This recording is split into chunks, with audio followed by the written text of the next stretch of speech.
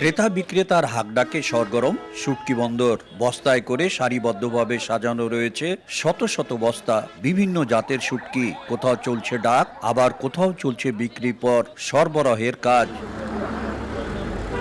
1980 সালে নীলফামারীর Saidpur bus terminal এলাকায় গড়ে ওঠে শুটকি আড়ত। দিন দিন এর পরিসর বেড়ে উত্তর জনপদের বৃহত্তর শুটকি বন্দরে পরিণত হয়। উপকূল ও বিল কেন্দ্রিক বিভিন্ন এলাকার মোকাম থেকে পুঁটি, শোল, চিংড়ি, চাপা, বোয়াল সহ নানা প্রজাতির শুটকি আসে এখানে। তবে নানা সংকটে প্রতি বছর লোকসান হচ্ছে এ আড়তে। ব্যবসায়ীরা জানান, আগে প্রতিদিন এখান থেকে অন্তত 15 ট্রাক পুঁটি শুটকি বিক্রি হলেও বর্তমানে তা অর্ধেকে নেমে এসেছে। হিমাগারের অভাবে প্রতি বছর সংরক্ষণ করতে না পারায় শত শত মন শুটকি পচে যাচ্ছে।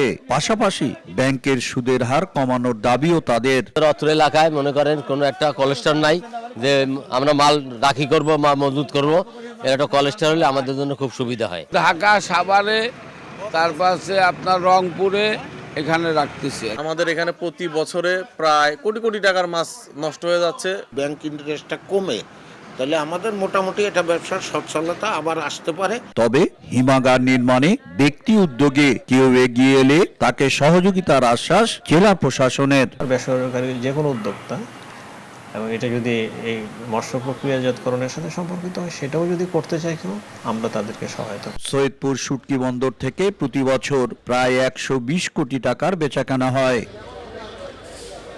শাকির হোসেন বাদল, সময় সংবাদ, নীলফামারী।